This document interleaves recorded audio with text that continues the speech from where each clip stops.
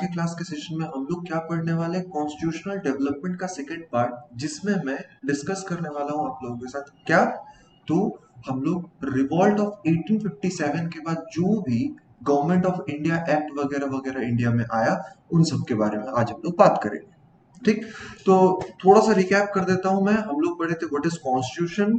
Constitution क्या है, ये फंडामेंटल लॉ बनाता है किसी कंट्री का, और उसको मानते हुए ही कंट्री अपना एडमिनिस्ट्रेशन चला पाता है। ये आया कहां से है, तो ये ब्रिटिश पार्लियामेंट से आया है। बहुत सारे सीरीज ऑफ एक्ट्स जो पास किए गए थे ब्रिटिशर्स के द्वारा, वहां से हम लोग बहुत सारी चीजों को रैंसिक करके अभी भी अपने पॉलिटिकल सिस्टम में इस चीज का एडमिनिस्ट्रेशन में इस्तेमाल करते हैं। ठीक, संविधान समझ गए थे, फिर साथ में हम लोग डेवलपमेंट समझ रहे थे। रेगुलेटिंग एक्ट 1773 वाला पढ़ लिए थे, जिसमें हम लोग समझे थे इसको रेगुलेटिंग एक्ट क्यों कहते हैं सर, तो ये हर 20 साल के बाद रेगुलेट होने वाला था। तो फर्स्ट रेगुलेटिंग एक्ट 1773, हर 20 साल के बाद, याद करो 1793, 1813, 1833, फिर 1853, ये आखिरी रेगुलेटिंग एक्ट हुआ, क्योंकि उसके बाद हमारा 1857 वाला इंसिडेंट हो गया। एंड उसके बाद से फिर कंपनी रूल हटा के क्या बना दिया गया, क्राउन रूल, है ना। तो यहां तक हम लोग पढ़ाई कर चुके थे। आज हम लोग पढ़ेंगे गवर्नमेंट ऑफ इंडिया एक्ट 1858 के बारे में। ठीक, तो चलो हम लोग अब लेट ना करते हुए अपने स्लाइड पे चले जाते हैं। तो देखो, ये जस्ट नेक्स्ट ईयर में आया था, आफ्टर 1857 का जो रिवॉल्ट हुआ था उसके बाद। ओके, तो रिवॉल्ट ऑफ 1857 के पीछे का कारण बहुत सारा था, जो हम लोग हिस्ट्री के क्लास में पढ़ते हैं। ठीक है, but government of India act आने के पीछे का कारण एकमात्र अगर कोई था, तो वो था रिवॉल्ट ऑफ 1857।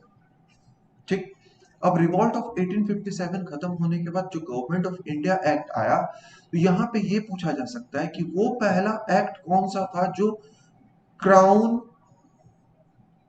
रूल के हिसाब से आएगा, या फिर हमारे सामने लाके पटका गया, तो वो था गवर्नमेंट ऑफ इंडिया एक्ट 1885। यहां पे क्या किया गया सर, तो यहां पे बेसिकली कहा गया कि मुबारक हो, आपको क्या मिला है, एंसरेबल गवर्नमेंट मिला। सर, आंसरेबिलिटी तो आप इससे पहले रेगुलेटिंग एक्ट 1773 में भी बोल रहे थे। तो एक्चुअल में वो जो आंसरेबल गवर्नमेंट था, वो क्या कर रहा था, जब कंपनी डूब रहा था तब उसकी आंसरेबिलिटी के लिए वो सब रखा गया था। बट अब क्या हो रहा है कि इंडिया में जो भी चीज होगा उसका आंसरिंग करना पड़ेगा to home, to the British crown. इसीलिए हम लोग इसको क्या कहते हैं, क्राउन रूल कहते हैं सर। ठीक है, तो अब आंसरेबिलिटी इसको फिक्स कैसे किया गया, तो याद करो मैं सेंट्रलाइजेशन डिसेंट्रलाइजेशन इन सब की बातें जब कर रहा था, तो सेंट्रलाइजेशन शुरू हुआ 1773 से, मतलब स्टार्ट हुआ, स्टार्ट्स इन 1773, एंड अगर एंड बोला जाए तो 1833 में सेंट्रलाइज्ड हो गया। उसके बाद फिर से अगर बोला जाए कि डिसेंट्रलाइजेशन कब से होगा, तो डिसेंट्रलाइजेशन हो रहा है सर 1858 के बाद से, और ये कंप्लीट कब हो जाएगा कि after the government of India act 1935 वाला।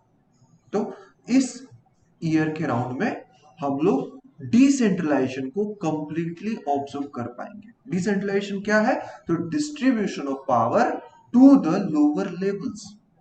ओके, तो यहां पे हम लोग अब देख लेते हैं कि गवर्नमेंट ऑफ इंडिया एक्ट 1858 हम लोग को समझाने की क्या कोशिश कर रहा है भाई। तो यहां पे the act was enacted in the wake of the revolt of 1857। This act transferred the government territories and revenues of India from East India Company to British crown. देखो, ईस्ट इंडिया कंपनी से उठा के इसे कहां भेज दिया जा रहा है, तो British crown, right. In other word, the rule of company was replaced by the rule of crown. देखो, ठीक है, तो ये बात हम लोग को ध्यान में रखना है। India was for the purpose of administration classified to British India and princely states। तो उस समय बेसिकली जो राजा रजवाड़ा होते थे, वो लोग जिस जिस जगह पे रहते थे, उन सबको क्या कहा जाता था, प्रिंसली स्टेट।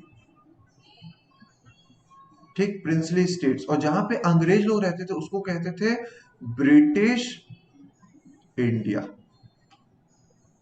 ठीक, इतना बात clear. The princely state were to show allegiance to the crown. The power of the British crown were to be exercised by new office of Secretary of State for India. मतलब अब क्या किया जा रहा है, तो जो आंसरेबिलिटी वाली बात बोल रहे थे हम लोग, देखो याद करो 1773 में क्या हुआ, पावर जो है सेंट्रलाइज करने के लिए हम लोग क्या देख रहे थे वहां पे, तो governor of Madras and Bombay were responsible to whom? Governor General of Bengal, right. तो उस समय हम लोग देख पा रहे थे इन लोगों का पावर उठा के दे दिया जा रहा है किसको, तो गवर्नर जनरल ऑफ बंगाल को। उसके बाद अब यहाँ पे देखोगे तो सिंपली इससे भी पहले 1853-33 उस समय में हम लोग देख पा रहे हैं कि गवर्नर जनरल, मतलब जो गवर्नर जनरल ऑफ बंगाल था, गवर्नर जनरल ऑफ बंगाल, उसे बना दिया गया था क्या, गवर्नर जनरल ऑफ इंडिया। उसके बाद गवर्नर जनरल को बना दिया क्या, वाइसरॉय ऑफ इंडिया। ठीक, तो यहां पे देखो वाइसरॉय ऑफ इंडिया आ रहा है, ठीक है।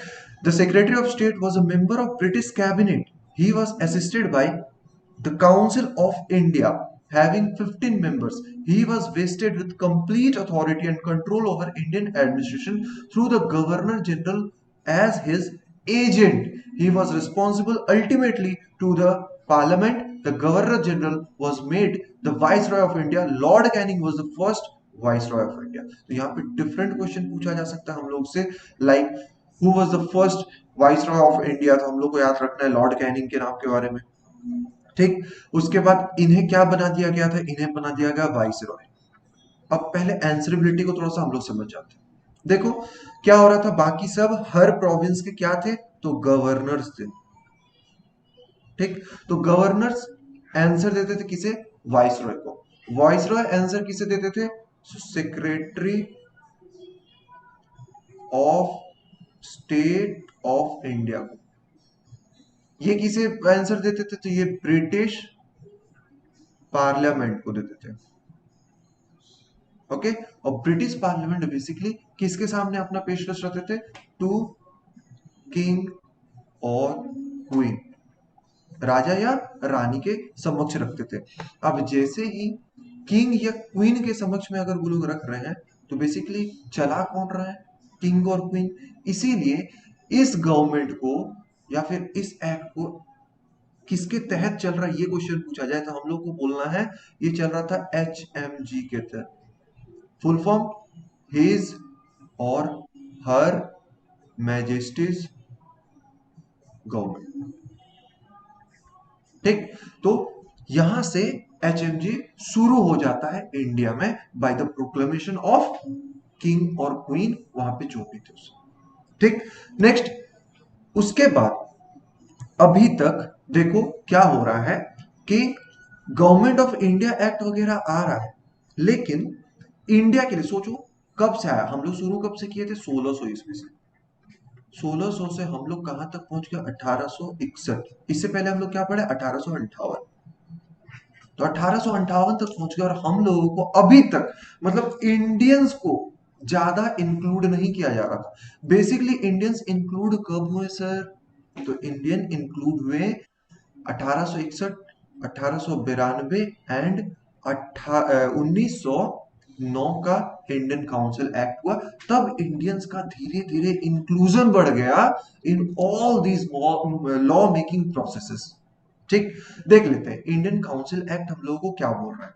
It introduced first time the representative institution in India. It provided that the Governor General's Executive Council should have some Indians as the non-official members while transacting the legislative businesses. मतलब अब India को पहली बार introduce किया जा रहा है Indian peoples को as a non official members. याद रखना है, नॉन ऑफिशियल मेंबर के तौर पे सबसे पहली बार इंडियंस को काउंसिल्स में कब डाला गया, तो हम लोगों को याद रखना है इंडियन काउंसिल एक्ट 1861 के द्वारा डाला गया। However, the non-official members appointed were traders zamindars and British loyalist. तो ये लोग होते कौन थे? ये लोग बड़े तबके के लोग होते थे, जो लोग नॉन ऑफिशियल मेंबर के तौर पे वहां पे पहली बार आए। और यही से मोर और लेस अब दिमाग में इलेक्शन वाला सिनेरियो बनने लगा। ठीक, देखो क्या हो रहा है यहाँ पे, नॉन ऑफिशियल बोला जा रहा है, बट कैसे है? Appointed member. अपॉइंट हो रहे किसके द्वारा? कोई वैसी ब्रिटिश सुप्रीमेसी जो एडमिनिस्ट्रेशन का हेड में बैठे होंगे उनके परमिशन के थ्रू। लेकिन धीरे धीरे कुछ भी हो, इंडियन का इंक्लूजन शुरू हो चुका है। ठीक, it resolved the legislative power of Bombay and Madras presidency. It thus reserved that centralization tendency that started from regulating at 1773. देखो यहाँ पे क्या हो रहा है कि ये बॉम्बे एंड मद्रास प्रेसिडेंसी को उसका लेजिस्लेटिव पावर दे दिया। तो फिर जब पावर दे दिया, डिस्ट्रीब्यूशन ऑफ पावर है, तो क्या चल रहा है?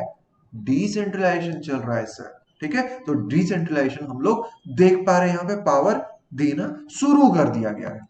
उसके बाद आता है, सर लेजिस्लेटिव मतलब वो। Yes, good. देखो बेसिकली हम इंडियंस हैं। ठीक, इंडियंस क्यों? तो हम इंडिया में रहते हैं। अच्छा, तो हम क्या हैं? हम इंडियन सिटीजन हैं। ठीक, अब इंडिया में जितने सारे लॉज, एक्ट वगैरह वगैरह जो भी बने, बने किसके लिए? सिटीजन्स के लिए, है ना? अब बन रहे हैं तो इसे बना कौन रहा है? Legislative department.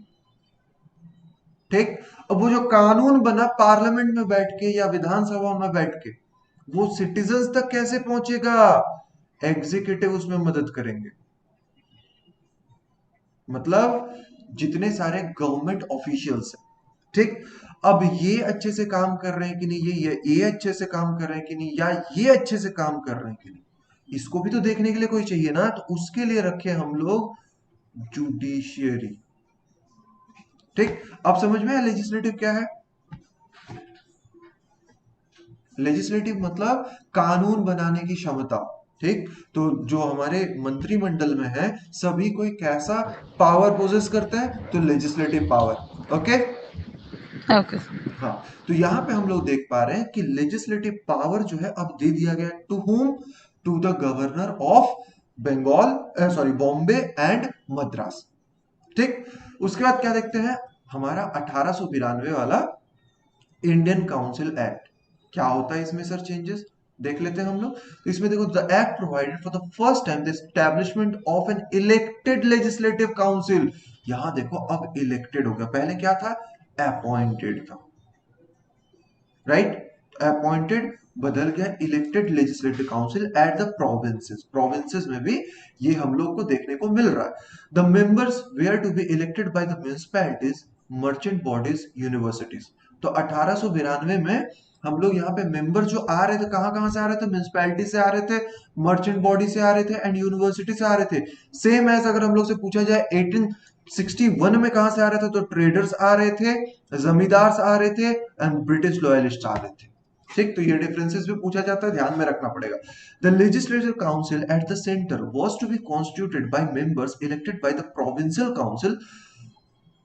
However, they had no right to vote and raise question in councils। मतलब बेसिकली लेजिस्लेटिव काउंसिल जो फॉर्म किया गया उसमें इंडियंस को घुसा तो रहे हैं, बट अभी तक उन्हें कोई राइट नहीं दिया गया है to raise question in the councils. Okay, official member remained as majority both as the provincial and central legislative council। अब यहाँ पे अगर तुमसे provincial and central, तो central मतलब समझ रहे यूनियन, सेंट्रल गवर्नमेंट, प्रोविंशियल बोले तो स्टेट। ठीक, प्रोविंसेस स्टेट से रिलेट करते हैं। ठीक, तो यहाँ पे हम लोग 1892 में क्या देख पा रहे हैं? तो यहाँ पे पहली बार अब इलेक्शन शुरू हो चुका है, इलेक्ट हो रहे हैं member to the legislative council, जो लोग कानून बनाएंगे किसके लिए? हम इंडियंस के लिए बनाएंगे। अब ये मेंबर्स आ कहां से रहे? तो ये आ रहे म्यूनिसिपैलिटी से, मर्चेंट बॉडी से, यूनिवर्सिटी से, और भी अलग अलग जगह से। अब साथ में यहाँ पे इलेक्ट तो कर लिया जा रहा, बट उनको वहां पे क्वेश्चन रेज करने का, राइट टू वोट वाला राइट ही नहीं दिया है। ठीक, मतलब सिंपली यहाँ पे बोला जा रहा है कि बेटा हम लोग तुम लोगों को चांस दे रहे, तुम लोग आओ और पहले सीखो, पहले सीख गया उसके बाद आराम से काम कर पाएगा। ठीक है, तो यहाँ पे अब इंडियंस को सिखाया जा रहा है बेसिकली। और साथ में ऑफिशियल मेंबर्स जो थे वो लोग मेजॉरिटी में थे, कहां कहां, स्टेट में भी एंड सेंट्रल में भी। ठीक, तो यहाँ पे इसीलिए अब ये लोग को ज्यादा बोलने का मौका नहीं मिल रहा था, क्योंकि मेजोरिटी में तो भाई वो लोग बैठे हुए ना, अंग्रेज लोग, तो उसके सामने हम लोग कितना ही मुंह खोले। लेकिन धीरे धीरे समय बदल रहा है। कैसे बदल रहा है sir? In act of 1909 is commonly known as Morley Minto reforms. कौन सा? Indian council act 1909। ठीक, ये पहली बार, मतलब यहां से एक क्वेश्चन ये पूछा जाता है कि मुस्लिम लीग सेपरेट इलेक्टोरेट उसको मिल चुका है, ऐसा किस एक्ट के थ्रू उसको मिला? जब ये क्वेश्चन पूछा जाए तो हम लोग को क्या याद रखना है? Indian council act 1909। अब यहां से और भी जो तोड़ मरोड़ को क्वेश्चन बनता है वो ये होता है कि यहाँ कि इंडियन काउंसिल एक्ट को कहा जाता है मॉर्ले मिंटो रिफॉर्म, क्यों? या फिर दूसरा कि यहां पे मॉर्ले या मिंटो ये दो व्यक्ति थे कौन? तो याद करो हम लोग कैसा गवर्नमेंट देख रहे हैं अब? एंसरेबल है। अब एंसरेबल गवर्नमेंट कैसे गवर्नमेंट होते हैं? तो जहां पे हम लोग वाइस रॉय को एंसरेबल बना दिए secretary of state of India के सामने, और उसको बना दिए किसके सामने? ब्रिटिश पार्लियामेंट के सामने, और उसको बना दिए किसके सामने? तो किंग और क्वीन के सामने। एंसरेबिलिटी यहाँ पे फिक्स हो गया। अब तो यहाँ पे एंसरेबिलिटी के हिसाब से हम लोग याद कर सकते हैं किसको? यहाँ पे मॉर्ले एक अलग व्यक्ति थे, मिंटो एक अलग व्यक्ति थे। तो कौन थे? तो जो वाइस रॉय थे वो उनका सेकंड वाला नाम था, तो मिंटो उस समय के वाइस रॉय थे। और मॉर्ले कौन थे? तो secretary of state of India. Right, तो यहां पे हम लोग ये भी समझ गए हैं। अब इसमें हुआ क्या? The number of member of legislative council at the centre was increased from 16 to 60। अच्छा सर, तुम्हें गाना सुनाई दे रहा है क्या? नहीं तो सर। पक्का? चलो सही है, मतलब एक्चुअली मेरा भाई उधर में गाना सुन रहा था तो शायद मुझे लगा कि तुम्हें सुनाई दे रहा होगा। No issue. तो यहाँ पे देखो हो क्या रहा है, the number of members of the legislative council at the centre was increased from 16 to 60। संख्या बढ़ गया। ठीक, तो यहाँ पे अब हम लोग देख पा रहे हैं कि जब इंडियंस का मेंबर का संख्या बढ़ रहा है तो अब यहाँ पे धीरे धीरे इंडियंस को बढ़ावा दिया जा रहा है। Next point, the right of separate electorate was given to Muslims. सबसे पहली बार मुस्लिमों को सेपरेट इलेक्टोरेट देने वाला एक्ट कौन सा था? तो वो था Indian council act of 1909। Right, जिसको हम लोग और क्या कहते थे? मॉर्ले मिंटो रिफॉर्म्स भी कहते थे। उसके बाद official member to be form the majority but in provinces non official member were to be in majority. तो अब देखो धीरे धीरे बदलाव आ रहा है। पहले क्या था कि मेजोरिटी थे, चाहे वो प्रोविंस में हो चाहे वो सेंट्रल में हो। बट अब क्या हो रहा है कि सेंट्रल में वो मेजोरिटी में है, बट प्रोविंसेस में अब वो हम लोग को इंडियंस को थोड़ा ज्यादा ज्यादा बढ़ावा मिल रहा है। अब वहां से धीरे धीरे वो लोग अपना बात वहां तक पहुंचा पा रहे हैं। और साथ में ये 1909 के पीछे का सबसे बड़ा कारण अगर पूछोगे कि इस समय हम लोग इतना बड़ा बड़ा चेंज कैसे ऑब्जर्व कर पा रहे हैं सर, तो इसके पीछे का सबसे बड़ा कारण था 1885 वाला ईयर। क्या हो गया था सर? तो इसमें हो गया था आईएनसी का गठन, जिसको हम लोग कहते हैं Indian national Congress. Indian national Congress बना और वो अब प्रेशर ग्रुप के तौर पे काम करने लगा। अगर इंडियन नेशनल कांग्रेस के बारे में बात करूं तो इंडियन नेशनल कांग्रेस के बारे में दो तीन बातें मैं शेयर कर लेता हूं सबसे पहले, जस्ट अ सेकेंड। तो आईएनसी गठित कब हुआ? 1885। किसके द्वारा हुआ? तो एओयू। ठीक, उसके फर्स्ट प्रेसिडेंट कौन बोले बने? तो डब्ल्यू सी बैनर्जी। ठीक, अब ये सब बात तो हम लोग को याद रखना पड़ेगा। अब लेकिन देखोगे तो जो उसका फाउंडर थे आईएनसी के, वो इंडियन थे ही नहीं, ये एक रिटायर्ड आईसीएस ऑफिसर थे। ठीक, तो ये क्यों बना है भाई? तो याद करो, जस्ट हम लोग थोड़ी देर पहले ही 1857 रिवॉल्ट हुआ था ना। रिवॉल्ट में कारण अलग अलग था, ये हम इंडियंस को नहीं समझ में आया, बट वो ब्रिटिशर्स को समझ में आ गया था कि बेटा देखो अभी तो बच गया, जस्ट चला जाता। क्यों चला जाता भाई? क्योंकि अंग्रेजों के खिलाफ अब आवाज उठाने सीख गए हैं इंडियंस। क्या करें इसको?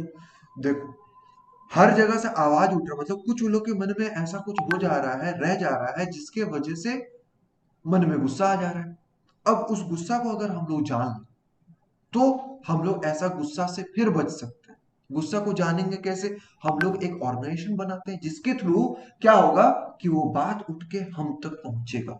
तो उसमें सबसे बड़ा हम लोग को देखने को मिलता है रोल आईएनसी का, जो एओ ह्यूम के द्वारा बनाया गया था। इसके बारे में बहुत ही आराम से हम लोग पढ़ेंगे जब हम लोग इंडियन नेशनल मूवमेंट पढ़ेंगे, तब मैं इसके बारे में अलग अलग सेशंस क्या कब कहाँ हुआ, उनका सिग्निफिकेंसेस क्या है, सभी कुछ मैं आप लोगों के साथ शेयर करूंगा। ठीक है?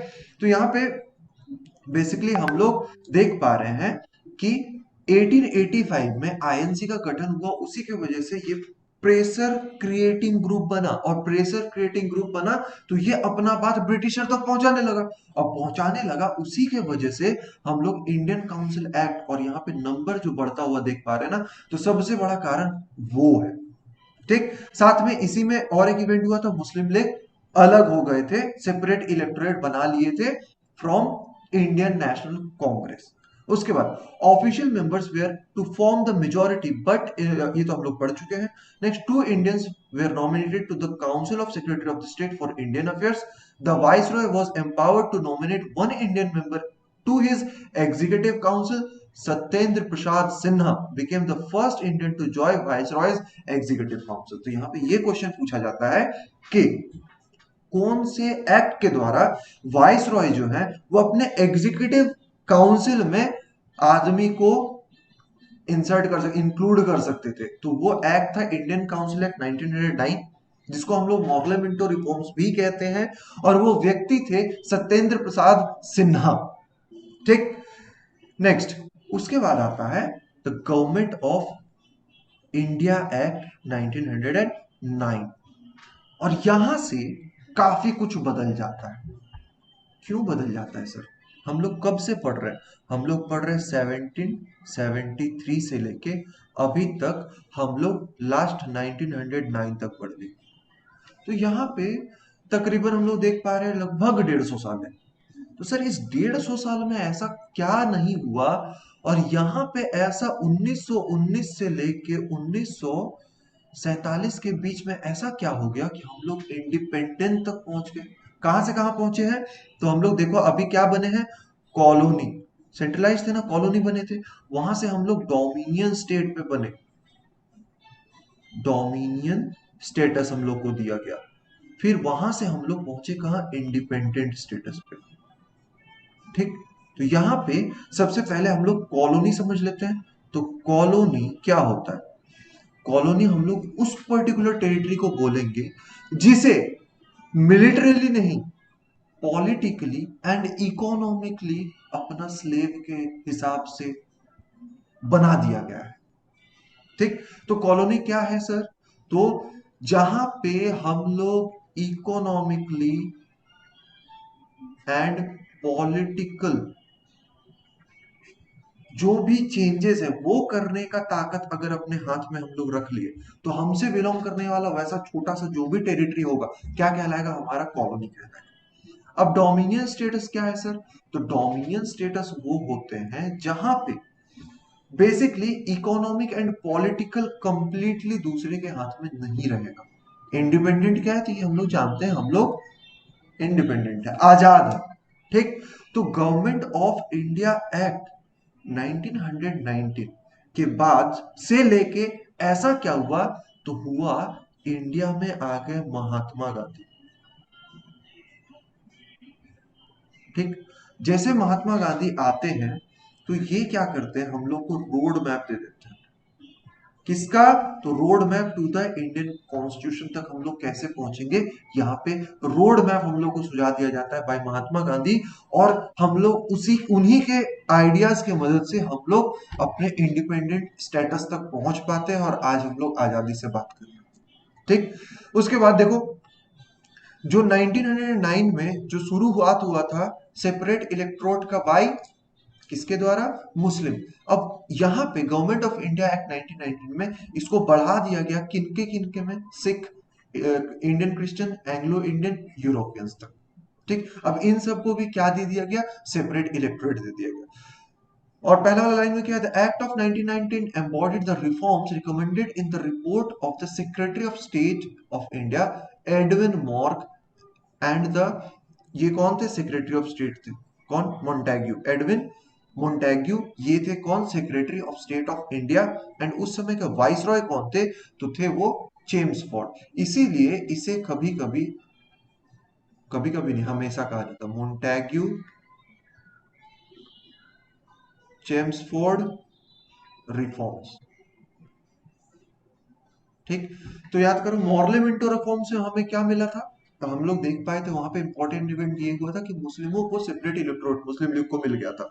और यहाँ पे गवर्नमेंट ऑफ इंडिया एक्ट 1990 में क्या मिल रहा है? तो यहाँ पे उस सेपरेट इलेक्टोरेट को और एक्सटेंड किया गया to the six six Indian Christians को, एंग्लो इंडियंस को एंड यूरोपियंस को। इसे Montagu Chelmsford as well as Montford reforms भी कहते हैं। तो ये सब नाम याद रखना है, क्योंकि कभी कभी एकदम सिंपल क्वेश्चन में हम लोग घूम जाते हैं कि अरे यार ऐसा तो कुछ देखे ही नहीं, क्या है ये। तो ऐसा नहीं होना है, हम लोग समझ चुके हैं कि इसको क्यों कहते हैं। तो यहाँ पे अगर पूछा जाए कि मोन्टेग्यू कौन थे, तो ये थे सेक्रेटरी ऑफ स्टेट। और चेम्सफोर्ड कौन थे? तो ये थे उस समय के वाइस रॉय। पहला वाला नाम सेक्रेटरी, दूसरा वाला नाम वाइस रॉय, याद रखना। दो ही है ऐसा, हम लोग को दोनों याद हो चुका है। इसमें हुआ क्या सर? तो 3 of 6 member of viceroy executive council were to be Indians. तो यहाँ पे हर 6 में से 3 व्यक्ति वाइसरॉय के एग्जीक्यूटिव काउंसिल में कौन होने लगे? इंडियन होने लगे। यहाँ जिसका किसका बात कर रहा है? याद करो वो पहले व्यक्ति बने थे सत्येंद्र प्रसाद सिन्हा, जिन्हें पहली बार एंट्री दी गई थी वाइसरॉय एग्जीक्यूटिव काउंसिल में। तो अब वहां पे देखो नंबर कैसा बढ़ गया, हर 6 में 3 मेंबर होंगे इंडियंस। तो देखो प्रोपोर्शन अब 50-50 का आ चुका है।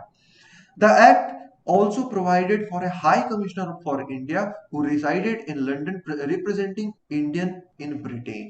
तो एक हाई कमिश्नर ऑफ इंडिया भी बनाया गया इसी एक्ट के थ्रू। कहा? लंदन में, जो रिप्रेजेंट करेंगे किनको? इंडियन को, जो ग्रेट ब्रिटेन में है। The act provided a dual form of government dyarchy. Dyarchy मतलब क्या है सर? तो हम लोग यहाँ पे देख पाएंगे कि हम लोग को चाहिए था डोमिनियन स्टेशंस। ठीक, मतलब हम लोगों का पावर को डिस्ट्रीब्यूट कर दो सेंट्रल में एंड प्रोविंसेस में।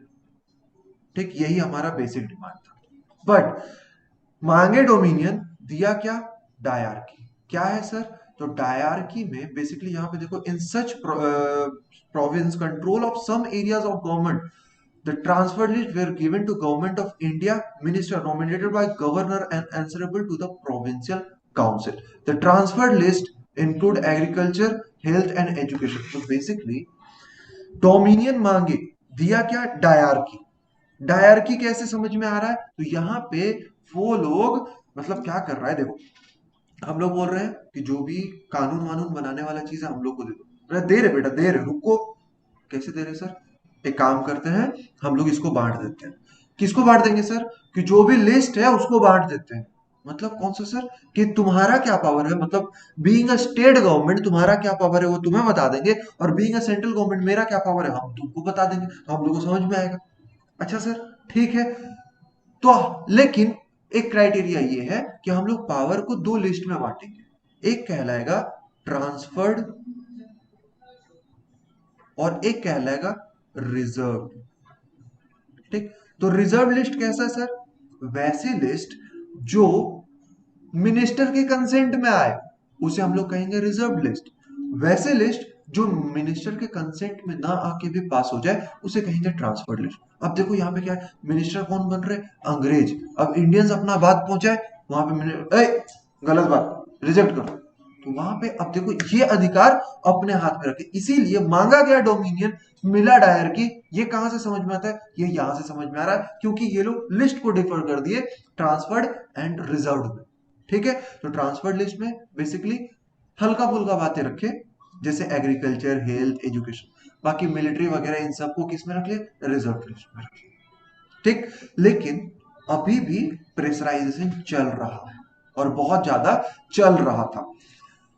और याद करो, हिस्ट्री जब पढ़ोगे तो in the year of 1920 Gandhi ji के द्वारा नन कोऑपरेशन मूवमेंट निकाल दिया गया। ठीक, जो चौरी चौरा के बाद लगभग 1922 में बंद हो गया था। ठीक, तो एक कारण तो ये भी था कि वो लोग transfer list and reserve list निकाल दिए, सबसे पहला कारण।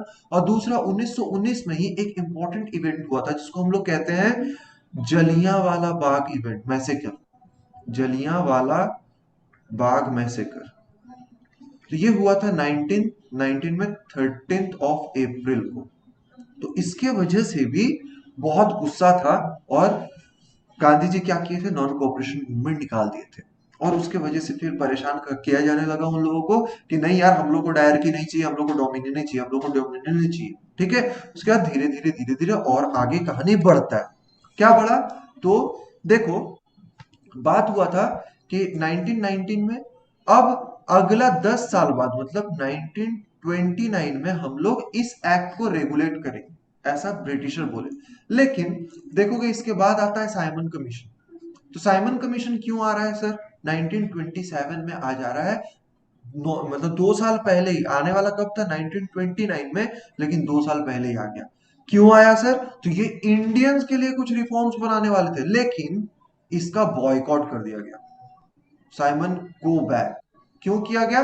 क्योंकि बनाने वाले थे किसके लिए? इंडियंस के लिए। ठीक, लेकिन मेंबर्स कौन है? सब ब्रिटिशर्स। तो बोले कि अरे कैसा गधा है, बनाएगा हम लोग के लिए और सब तुम ही लोग हैं, हम लोग का भी किसी को लो। ठीक है, देख लेते क्या बोलते हैं। The act of 1919 had provided for the appointment of commission to review the provisions of the act। तो यहाँ पे जो एक्ट ऑफ 1919 में बनाया गया था उसके प्रोविजंस को रिव्यू करने के लिए था बेसिकली। लेकिन ये 2 साल पहले ही आ चुका है क्योंकि हड़बड़ी हो चुका था, प्रेशर इतना ज्यादा बिल्ड कर दिया गया था, क्योंकि हम लोग देख रहे थे तरह तरह का cooperation movement, non cooperation movement ये सब चला दिया गया था महात्मा गांधी के द्वारा। The British government announced the appointment of a 7-member statutory commission under the chairmanship of Sir John Simon.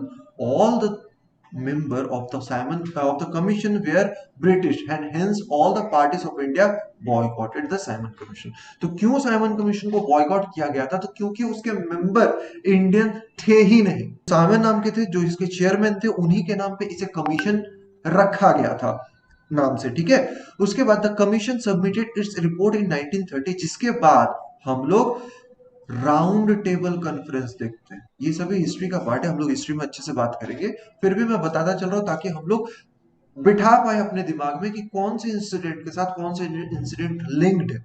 तो राउंड टेबल कॉन्फ्रेंस हुआ, उसमें उसका भी फिर रिजेक्शन कर दिया गया। क्या क्या हुआ वो सब हम लोग हिस्ट्री में पढ़ाई कर लेंगे। The commission submitted its report in 1930 and recommended the abolition of diarchy। अब देखो, याद करो, डायरची को transfer list and reserve list, उन दोनों का एबोलिशन कर दिया गया।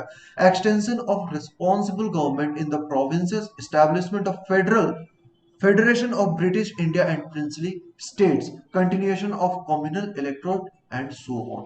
तो इसमें बेसिकली इन सब चीज को चेंज होता हुआ हम लोग यहाँ पे ऑब्जर्व कर पा रहे हैं। तो डायरकी खत्म कब हुआ ये क्वेश्चन पूछा जाए तो बेसिकली हम लोग को ध्यान में रखना है साइमन कमीशन के जस्ट बाद। ठीक है, और जो हुआ था हम लोग का क्या नाम था उसका, जो राउंड टेबल कॉन्फ्रेंस, उसके बाद डायरकी को एबोलिश कर दिया गया इंडिया से। उसके बाद आता है हमारा गवर्नमेंट ऑफ इंडिया एक्ट 1935। क्या है सर ये? तो गवर्नमेंट ऑफ इंडिया एक्ट ये बहुत ही इंपॉर्टेंट एक्ट है।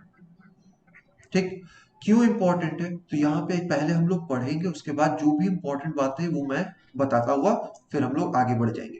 This act was passed after 3 round table conferences held in London. जो 3 राउंड टेबल कॉन्फ्रेंसेस की बात कर रहा था, जो साइमन कमीशन के बाद हुआ है, उसके बाद ये आता है हमारे इंडिया में। The act provided for the establishment of all India Federation consisting of provinces and princely state as the unit।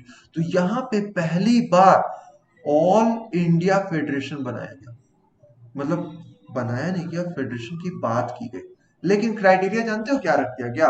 बोला कि तुम लोगों को हमारे बात के हिसाब से चलते रहना पड़ेगा, और यहाँ पे हम लोग क्या करेंगे, हम लोग तुम्हारा ऑल इंडिया फेडरेशन बनवा देंगे। लेकिन प्रॉब्लम यहाँ पे ये हो गया कि आईएनसी एंड मुस्लिम लीग ये तो अलग अलग बढ़ चुके थे। ठीक, तो ये क्या कर रहे हैं, मुस्लिम लीग यहाँ पे बोल दिया कि नहीं, हमें चाहिए पाकिस्तान। ठीक, तो हमें पाकिस्तान चाहिए, तो इसीलिए हमें ऑल इंडिया फेडरेशन से कोई लेना देना नहीं है, हमें अपना एक अलग सा कंट्री दे दो, हम लोग आराम से उसमें रह लेंगे। तो यहाँ पे फिर बात हुई ऑल इंडिया फेडरेशन की, लेकिन उसका इम्प्लीमेंटेशन कंप्लीट नहीं किया गया। बोला गया अरे ऐसा कैसे चलता है? ठीक है, the act divided the power between the centre and the provinces in terms of three list, namely federal list, provincial list and concurrent list. तो अभी भी हम लोग जानते हैं इसको union list, state list and concurrent list के नाम से। तो यहाँ पे फेडरल लिस्ट जो है वो सेंट्रल गवर्नमेंट का क्या क्या पावर है उस लिस्ट में उल्लेख की गई है। प्रोविंशियल लिस्ट तो एक स्टेट के पास क्या क्या पावर है उस लिस्ट में इंक्लूड किया गया। एंड कंकरेंट लिस्ट क्या होता है कि दोनों का जो मिली भगत जो पावर है ना वो कहाँ रहेगा, तो कंकरेंट लिस्ट में रहेगा। ठीक, तो ये बेसिकली ये एक्ट हम लोगों को क्या फेडरल सिस्टम ऑफ गवर्नमेंट का शुरुआत देखने को मिल रहा है यहां से। मतलब डिस्ट्रीब्यूशन ऑफ पावर हो रहा है कि बेटा तुम अपना काम करो, तुम अपना काम करो, हम अपना काम करें, ये simple. The act abolished the diarchy in the provinces and introduced provincial autonomy।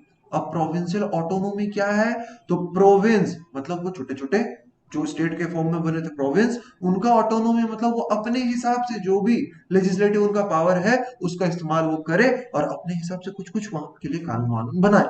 और बाकी मिलिट्री वगैरह जो रखो ना यार अपना सेंट्रल अपने पास, हमको नहीं चाहिए। पर मेरा जी जितना आदमी है हम उन लोगों को कंट्रोल कर पाए ऐसा कुछ नियम बनाने का अधिकार दो। कहां से मिला ये, तो गवर्नमेंट ऑफ इंडिया एक्ट 1935 से। ठीक, it provided for establishment of reserve bank of India. तो हम लोग को याद रखना है reserve of bank of India जो है ये इंडिया में स्टैब्लिश हुआ किस एक्ट के मदद से, तो हम लोग को याद रखना गवर्नमेंट ऑफ इंडिया एक्ट 1935 के मदद से। It also provided for establishment of Federal Public Service Commission and Provincial Public Service Commission। मतलब अभी जो जिस चीज की तुम लोग तैयारी कर रहे हो यूपीएससी एंड एसपीएससी, तो सबसे पहली बार यहां से ही इन सब का एस्टेब्लिशमेंट हुआ था। कौन सा act, government of India act 1935।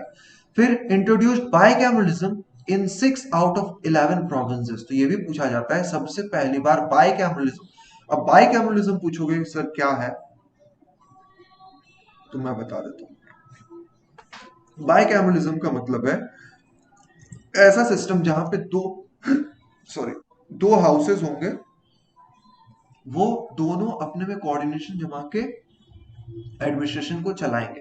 तो वैसे 6 प्रोविंसेस 11 में से कौन कौन थे, Assam, Bengal, Bihar, Madras and united province, जिसको अभी हम लोग यूपी के नाम से जानते हैं।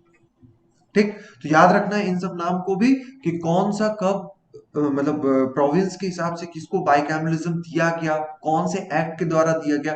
तो नाम और एक्ट इन सब को कोरिलेट करके पढ़ते रहना, याद भी हो जाएगा, एग्जामिनेशन में क्वेश्चन अटेम्प्ट भी कर लोगे और मार्क्स भी आ जाएगा। चलो नेक्स्ट, अब हम लोग देखते हैं ऑगस्ट ऑफर 1940। क्या है भाई ऑगस्ट ऑफर, तो इस समय ये आया कब, ये डेट याद रखना, ये कब पास किया गया, तो 8 ऑफ अगस्त 1940 में। कौन थे उस समय के वाइस रॉय, ये पूछा जाता है। तो वाइस रॉय थे इंडिया के Linlithgow. Made the offer which is generally called August offer. तो एक्चुअली हुआ क्या था कि ये टाइम देखो, इसके जस्ट कुछ दिन बाद ही हम लोगों का वर्ल्ड वॉर 2 होता है, वर्ल्ड वॉर 2। ठीक, तो यहां पे हुआ क्या था 1914 में, और एक इंपॉर्टेंट इवेंट हुआ था जिसको कहते हैं वॉर ऑफ ब्रिटेन। बेसिकली इसमें हुआ क्या था, तो इसमें ब्रिटिश पे हमला कर दिए जर्मनी के हिटलर साहब।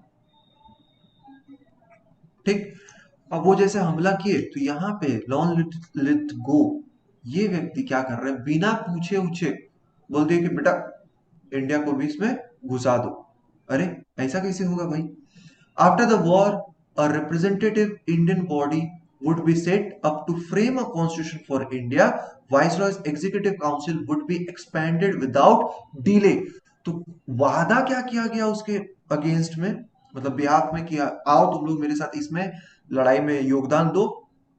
तो यहाँ पे बोला गया था कि तुम लोग हम लोग के साथ रहो, जैसे ही जैसे ही वर्ल्ड वार खत्म होता है, हम लोग इस प्रॉब्लम से बाहर निकलते हैं, हम लोग तुम लोगों को एक मतलब रिप्रेजेंटेटिव इंडियन बॉडी बना के दे देंगे जो तुम्हारा कॉन्स्टिट्यूशन को फ्रेम आउट करेगा।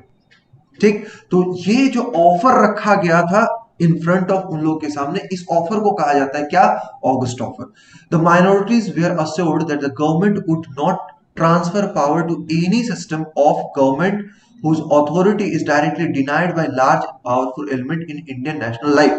तो यहाँ पे क्या बोला जा रहा है, साथ में माइनॉरिटीज के लिए यह अश्योर किया गया कि हम लोग जो है वो पावर टोटल जो मेजॉरिटी वाले सेक्शन है उसको नहीं दे देंगे, ताकि वो लोग अपने हिसाब से कोई कानून बना ले और जो कम नंबर में है उन लोगों को हैम्पर कर जाए।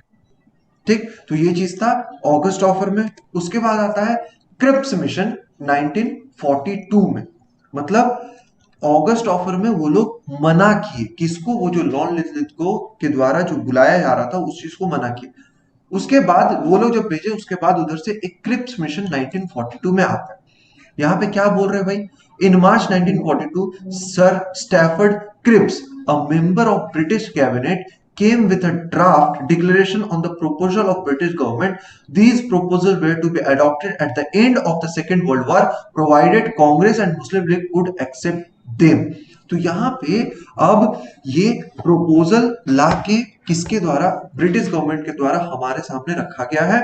This proposal were to be adopted at the end of the Second World War। तो जैसे एंड हो जाएगा उसके बाद इस प्रपोजल को एक्सेप्ट कर लिया जाएगा बाय किसके किसके?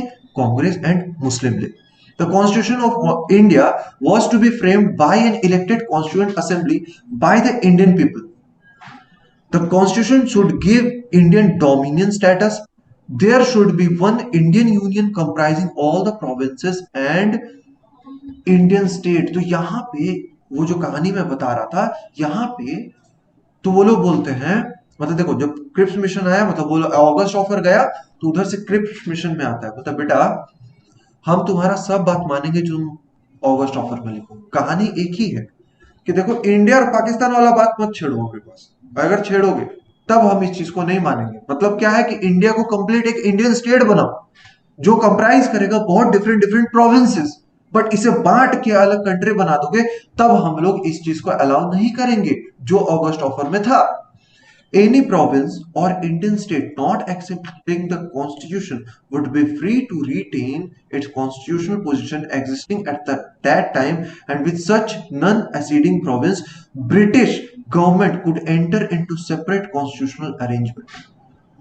मतलब कि देखो जिसको मानना है मेरा बात मानो, नहीं मानना है अपना अपना बना लो छोटा छोटा, लेकिन प्रॉब्लम आया ना तो हम घुस जाएंगे। कौन बोल रहा है? ब्रिटेन। तब यहाँ पे गुस्सा आ गया किसको? महात्मा गांधी को। बोलते हैं कि यार बड़ा नाटक करता है, मतलब समझता ही नहीं कुछ, अब जो होगा सो होगा, निकालते हैं क्विट इंडिया मूवमेंट। संभालो कैसे संभालोगे? जैसे लाए तो उसके बाद अब वो लोग परेशान होने लग गया। मतलब सिंपली यहाँ पे झूठ मूठ का देखो, वर्ल्ड वार में खींचा जा रहा है तो बोला जा रहा है कि अरे झूठ मूठ का हम लोग को काहे खींच रहे हो, कुछ एग्रीमेंट है उसको तुम साइन कर दो, हम कर देंगे। उसके बाद फिर ये लोग क्रिप्स मिशन में भेजता है 1942 में, बड़ा रुको दिखाते हैं, क्विट इंडिया मूवमेंट लाते हैं। बस लाया क्विट इंडिया मूवमेंट, उसके बाद धीरे धीरे सब शांत। उसके बाद देखो ज्यादा दिन नहीं है अब, मतलब 1942 हो गया और 1947 में अपन लोग आजाद हो गए। मतलब 5 साल बाद ही क्या हुआ इस 5 साल में देखते हैं। मतलब अब जैसे ही क्विट इंडिया मूवमेंट आया ना उसके बाद जो कैबिनेट मिशन प्लान भेजा गया अंग्रेजों के द्वारा प्रेशर में आके, कब आया? 1946 में। ये याद रखना, बहुत पूछता है ये, मतलब रिपीटेडली पूछा जाने वाला one of the most question है ये, जिसको जनरली क्या बोला? कैबिनेट मिशन कब आया? 1946 में। ठीक है, जान गए। The British parliament Clement Attlee formulated a cabinet mission to India to discuss and finalize plans for the transfer of power from British Raj to Indian leadership. तो बेसिकली यहां से क्या क्या क्वेश्चन बन सकता है सर? कैबिनेट मिशन प्लान आया कब? 1946 में। किसके द्वारा पास किया गया? क्लीमेंट एटली। ठीक, कौन थे ये? तो ये उस समय के ब्रिटिश प्राइम मिनिस्टर थे। क्या पास किए कि अब हम लोग ट्रांसफर करने वाले हैं पूरा पूरी सब कुछ, लीडरशिप किसके हाथ में? इंडियंस के हाथ में। ठीक, and well provide as well as provide India with independence under dominion status in the commonwealth of the nation. तो अब डोमिनियन स्टेटस भी दे दिया जाएगा। ये कहां से पता चल रहा है? कैबिनेट मिशन प्लान से। इन मार्च 1946 Lord Attlee sent a cabinet mission to India consisting of 3 ministers, namely Lord Patrick Lawrence, Sir Stafford Cripps and Mr. A.V. Alexander। तो यहाँ पे ये कैबिनेट मिशन में ये तीनों आए, जिसके हेड कौन कर रहे थे? तो पैथिक लॉरेंस के द्वारा इसे हेड किया जा रहा था। The mission discussed the framework of constitution drafting body. तो ये मिशन बेसिकली था क्या? तो कॉन्स्टिट्यूशन ड्राफ्टिंग बॉडी जो है उसका फ्रेमवर्क को बनाने के लिए था। The cabinet mission rejected the claim for a separate constituent assembly and a separate electorate for the Muslim। तो यहाँ पे कैबिनेट जो था, कैबिनेट मिशन, वो भी फिर से मना कर दिया। यहाँ पे अरे क्या कर रहे हो, अलग अलग हो रहे हो, क्यों हो रहे हो, मत हो, ऐसा करके वो लोग मना कर रहा है। The union was to have an executive and a legislative consisting of representatives of the provinces and the state। तो यहाँ पे जब ये लोग नानू क्या कर रहे हो, अलग हो रहे हो, तो यहाँ पे फिर से बोला कि ठीक है ले जाओ, हम लोग को इसको नहीं मानना। फिर ये गया, इससे भी नहीं चला। उसके बाद फाइनल टाइम में लॉर्ड माउंटबेटन को भेजा गया, ए भाई तू जा और सॉर्ट आउट करके क्या प्रॉब्लम हो, लोगों कैसे रहना चाहते हो, लोगों पूछ अच्छा से। तो माउंटबेटन आते हैं और इंडिया में वो इधर से आईएनसी वाले जो सीनियर ऑफिशियल्स उन लोगों को बुलाते हैं, लाइक सरदार पटेल, फिर जवाहरलाल नेहरू, उधर से वो मोहम्मद अली जिन्ना को भी बुलाते हैं। बोले भाई बैठ, क्या प्रॉब्लम है बता, काहे अलग होना चाह रहा? बोलते हैं ना हम कुछ सुनेंगे नहीं, हमको अलग होना है तो होना है। यार ये मान के मतलब लेके ही मानेगा, दे दो इसको पाकिस्तान दे दो। तो यहाँ पे माउंट बेटन प्लान से जो 1947 में आया, यहां से एक्चुअल में इंडिया पार्टीशन होके दो डिफरेंट अलग अलग कंट्रीज में बट गया। This was also known as Mountbatten Plan. The British government proposed a plan announced on 3rd June 1947। ये डेट सब बहुत इंपॉर्टेंट डेट है, याद रखना, क्योंकि कभी भी डेट पूछ देगा भूल जाओगे और क्वेश्चन अटेम्प्ट नहीं कर पाओगे। Principle of partition of India was accepted by the British government. तो यहाँ पे देखो वो जो प्रिंसिपल था पार्टीशन का, जिसके लिए रोना धोना चल रहा था अली जिन्ना के द्वारा, वो यहाँ पे एक्सेप्ट कर लिया गया माउंटबेटन प्लान 1947 में।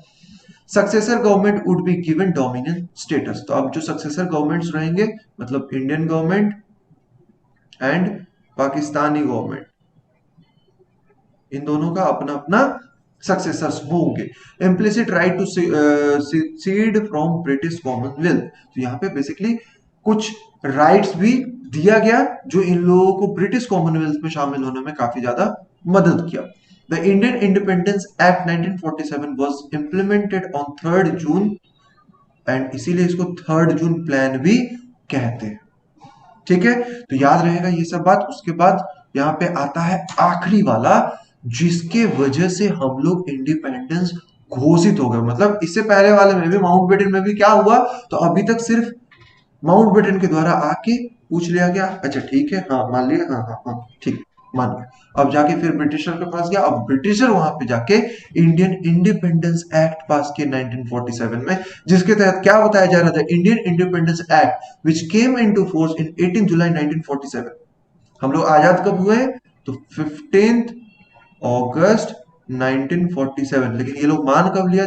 बहुत दिन पहले ही, 18 जुलाई 1947 में ही ये लोग इंडियन इंडिपेंडेंस एक्ट जो ब्रिटिश में पास हुआ और आया इंडिया में। Divided British Indian territory into two new state, that is India and Pakistan, which were to be dominion under the Commonwealth of Nation under their constitution came into effect। तो कहा जा रहा है कि ये लोग अब कॉमनवेल्थ नेशन के लिस्ट में आ जाएंगे कब? जब इनका अपना अपना कॉन्स्टिट्यूशन बन जाएगा।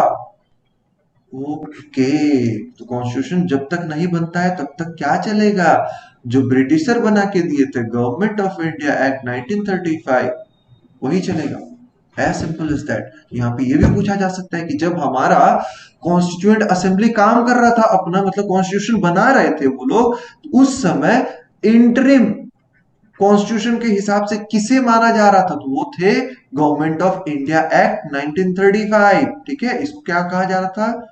Interim constitution. ठीक, ये बात याद रहना चाहिए। उसके बाद हम लोग यहाँ पे देख पा रहे the constituent assembly was divided into two separate states. अब जो कॉन्स्टिट्यूएंट असेंबली है वो भी दो सेपरेट स्टेट में बना, इंडिया के लिए, पाकिस्तान के लिए।